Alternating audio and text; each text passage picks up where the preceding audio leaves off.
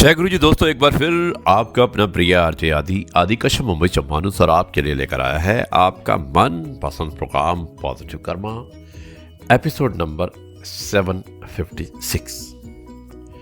दोस्तों, जिंदगी में 4 बातों से कभी आप शर्म महसूस मत करना। और वो बातें क्या हैं? पहली बात है पुराने कपड़े।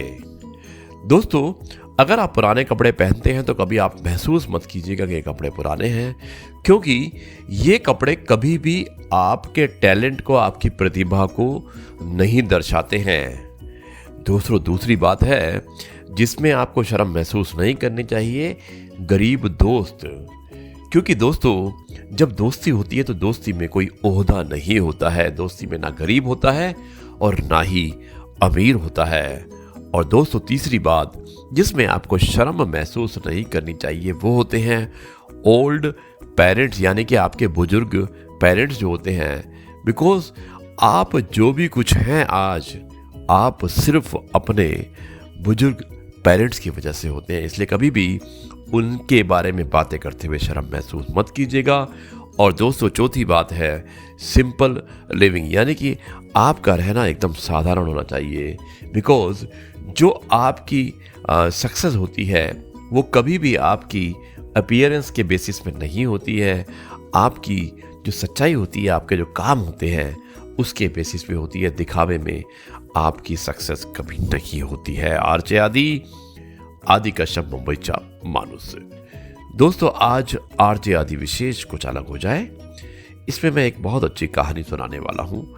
हालांकि ये कहानी मैं पहले सुना चुका हूँ, लेकिन हमारे एक दोस्त हैं मिस्टर महेन सुखेजा, जो हर्बल लाइफ में हमारे दोस्त हैं, उन्होंने मुझे कहानी भेजी। उन्होंने कहा है कि आदि, इस कहानी को आप ज़रूर अपने प्रोग्राम में प्रसारित कीजिएगा। और मैंने उनको वादा किया था कि जो आज का जो प्रोग्राम है एपिसोड नंबर 756, उसमें मैं इस कहानी को अवश्य प्रसारित करूँगा। दोस्तों, कहानी का शीर्षक है जब छिपकली कर सकती है तो हम क्यों नहीं।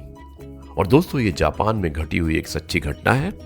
मुझे उम्मीद है कि ये कहानी एक सच्ची घटना आपको पसंद आएगी। शुरुआत करता हूं इस कहानी की कुछ इस प्रकार। अपने मकान का नवीनीकरण करने के लिए एक जापानी मकान की दीवारों को तोड़ रहा था। तभी उसने देखा कि दीवार के अंदर की तरफ लकड़ी पर एक छिपकली बाहर से उसके पैर पर ठुकी कील के कारण एक ही जगह पर जमी पड़ी है। जब उसने यह दृश्य देखा तो उसे बहुत दया आई। जब उसने आगे जांच की तो पाया कि वो कील तो उसके मकान बनते समय 5 साल पहले ठोकी गई थी। छिपकली इस स्थिति में 5 साल तक जीवित रह सकती है क्या? दीवार के अंधेरे पार्टीशन के बीच बिना हिले डुले ये एक अविश्वसनीय, असंभव और चौंका देने वाला सत्य था। उसकी समझ से परे था कि एक छिपकली अपनी जगह से 1 इंच भी ना हिली और वो कैसे जीवित रह सकती है। उसने ये देखने के लिए छिपकली अब तक क्या करती रही है, उसने क्या किया और कैसे भोजन की जरूरत को पूरा करती रही है, अपना काम रोक दिया। दोस्तों, थोड़ी ही देर बाद पता नहीं कहां से एक दूसरी छिपकली अपने मुंह में भोजन दबाए हुए उस फंसी हुई छिपकली को खिलाने के लिए आ गई। उफ! ये दृश्य देखकर उसके दिल को अंदर तक छू गया। अद्भुत! दूसरी छिपकली ने अपने साथी के बचने की उम्मीद नहीं छोड़ी थी। वो पहली छिपकली को पिछले 5 साल से भोजन करवा रही थी।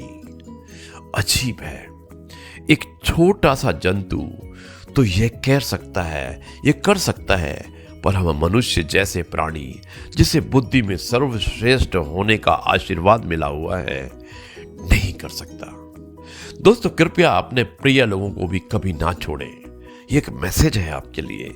जो आपके प्रिय हैं, जो आपके नजदीक हैं, उनको कभी मत छोड़िएगा। उनकी तकलीफ के समय अपनी पीठ को मत दिखाइएगा।